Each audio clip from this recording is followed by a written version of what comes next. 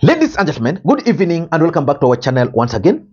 And it is my hope and prayer that this video is going to find you guys in good health. Personally, I am fine, as you can see. Kisumu is fantastic, and maybe you could also let me know where you are watching the video from, the county or the country, in case you are out of the republic. Ladies and gentlemen, I want you guys to take this to any nearest bank and cash it. Cleophas Malala's days as the Secretary General of UDA party are numbered, and it's just a matter of time before Cleophas Malala is kicked out of UDA party. William Ruto was in Bungoma yesterday, and I think today also. I've checked around. Cleophas Malala was missing in action.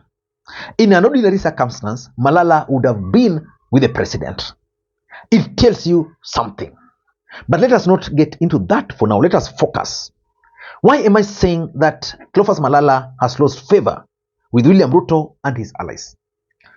Earlier this week, Cleophas Malala came back into the country from China, and he launched some attacks on specific leaders. One of the leaders Cleophas Malala attacked was none other than Oscar Sudi. There is no way you can just wake up and attack Oscar Sudi, who is a close ally of the president, and expect to have favor from the president. But something also happened on that particular day. Cleophas Malala was targeting, was mentioning Oscar Sudi, the governor of Nyeri, Moses Kuria, Wamushomba, who else? Kipchumba Murkomen. He also spoke about Kenya Kwanza or UDA communications. And for me, I did not take it seriously because I thought he was making reference, because for those who follow this channel, earlier in the week, one of Rigathi Gachagwa's bloggers, GK Malema, had accused Dennis Itumbi and State House bloggers of churning out negative propaganda against the Deputy President Rigathi Gachagua, and that Dennis Itumbi had instructed State House bloggers not to post anything on Rigathi Gachagua. So I thought that speech by Cleophas Malala was targeting the State House bloggers just for the sake of unity in Kenya Kwanza. But I was wrong. Listening to what Malala said during that time. Certain groups within the UDA party that are fueling the disunity in the UDA party. And I want to call upon the communications teams within the office of the president and the office of the deputy president. Kindly stop fueling disunity in the UDA party. We want to call upon both communication teams to work in unity and stop antagonizing each other. Lastly, we want to join our president in saying that the UDA party was elected on a platform of the Hustler Nation. While I was... So yesterday there was some drama in UDA party. I think there was some elections which were supposed to take place in West Pokot. And Cleophas Malala, as the Secretary General, issued some communications cancelling those elections. The Secretary General. Then, the chair of the elections board issued another statement. Let me just read for you. And Dennis Itumbi shared this. On matters UDA elections, ignore SG Cleophas Malala. Only the National Elections Board can issue statements on election. NEB chair stated.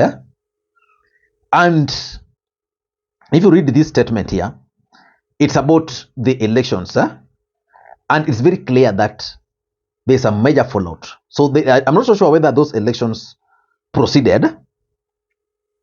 And then this particular communication by the chair of the NEB was actually shared on the official Facebook pages and Twitter pages of UDA party. Then Malala came out and declared that those Facebook pages were actually hacked. We also want to announce that our communication platforms, that is the Facebook official UDA Facebook page, has been hacked by an unknown person called Brian Khaniri, who is not a member of the Secretariat. I would like to urge the general public to ignore any communication moving forward. We've made reports to the Facebook administrators that our account has been hacked, and therefore anything you see being posted on that page should be ignored, and I'm sure the Facebook and the social media, our social media handles will be restored in a short while. Otherwise, members of the UDA party, you should relax. You should know that. And then Dennis Itumbi made another clarification. The United Democratic Alliance pages are safe across social media. Ignore anyone saying anything to the contrary. So which means Dennis Itumbi, who works at State House without clear job description, is communicating with authority and telling the supporters to ignore any communication saying anything to the contrary. Now, do you want to tell me that Cleophas Malala will still be the Secretary General of UDA party? Malala was brought on board by William Ruto just to achieve one particular objective: to lock out Rigathi Gachagua from taking control of UDA party. Because I'm 100% sure William Ruto knew that Rigathi Gachagua had probably the contact and some working relationship with almost all other UDA members, because there is no justification whatsoever why William Ruto would go out and pick a non-member and appoint him as the Secretary General of UDA party. But this exchange, the latest exchange between Dennis Itumbi and Cleophas Malala, confirms one thing: that politics is about interest, and that Cleophas Malala can no longer serve William Ruto's interest. So in this video, I want to offer my 1 cent on the Itumbi versus Cleophas Malala, what we can learn. But before you do that, for those who are watching this channel for the first time, please take a second or two, click that subscribe button so that next time we produce a video like this, YouTube will automatically notify you. And to the subscribers, I want to continue thanking you guys for your continued support, because without that support, this channel cannot be where it is. Ladies and gentlemen, without any further ado, allow me to dive in. But before I dive in, allow me to also take this opportunity to introduce you guys to LemFi. LemFi is a mobile app for users in the UK, Canada, and the United States of America to send money to Kenya at zero fee.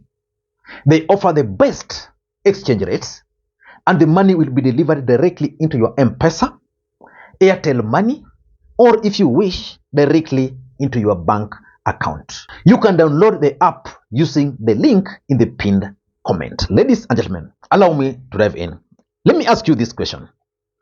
Between Dennis Itumbi and Cleophas Malala, who do you think has the ear of the president?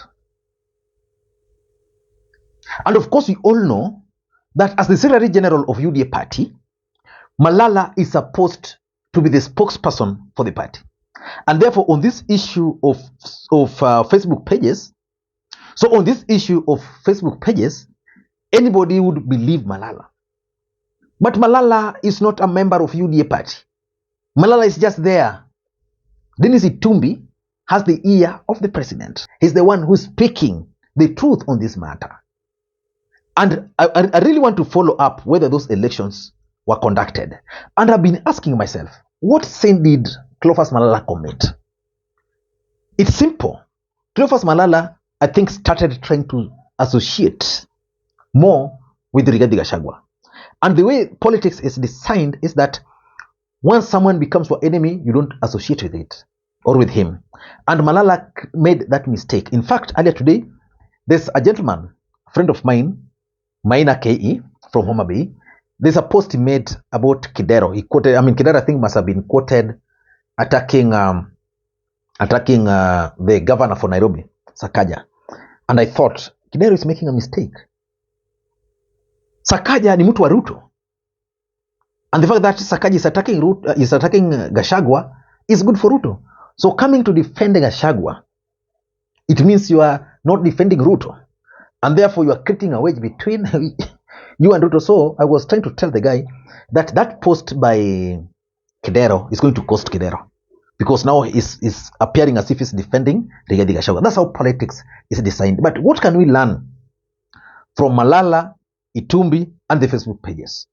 Number one, the first thing we can learn from that is that Cleophas Malala's stay in UDA party is over. His time is up. Cleo, you are going home. No shortcut. In fact, the position of the Secretary General is going to go to a founding member of UDA party, not you. In UDA party, Malala is still viewed as an outsider. And William Ruto is the president of the Republic of Kenya, is aware that majority of UDA members are not happy that that position was given to someone who is not a member of the UDA party. So we can easily learn that his stay is numbered. That's why they picked Itumbi. Who is Itumbi as far as UDA is concerned? If you look at the UDA structure, there is nowhere Itumbi is featuring. And of course, Malala also committed a mistake by saying the page had been hacked. Hacked how? When the person is accusing of hacking the page is with William Ruto in Bungoma.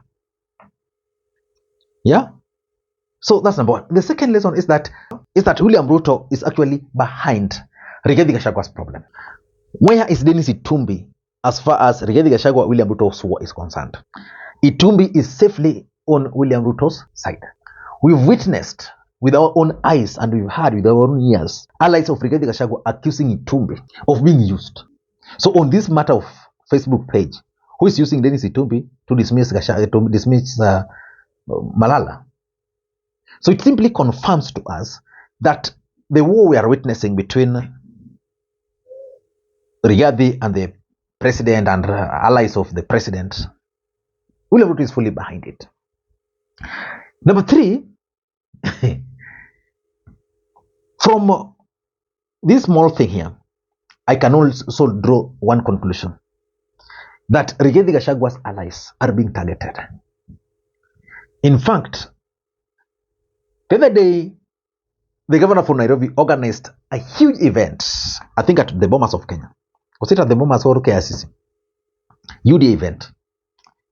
And he literally attacked Rigathi Gachagua there.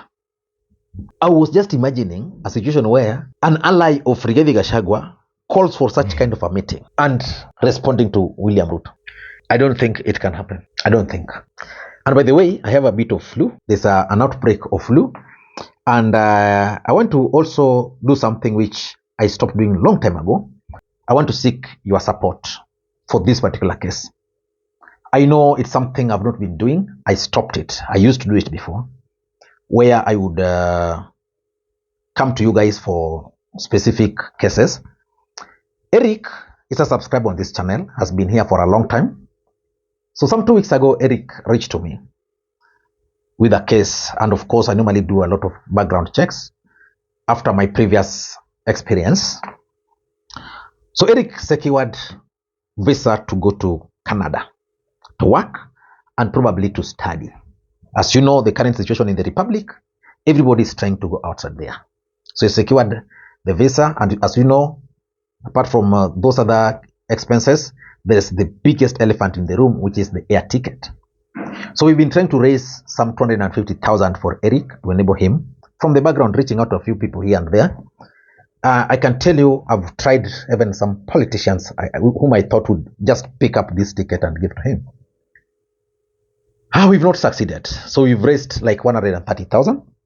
So Eric is left with less than a week, less than 2 weeks now to go, and he requires 120,000. I was thinking if he could get 1,000 people on this platform, sending Eric just 100 bob or 120 bob, then we'll be able to hit that target.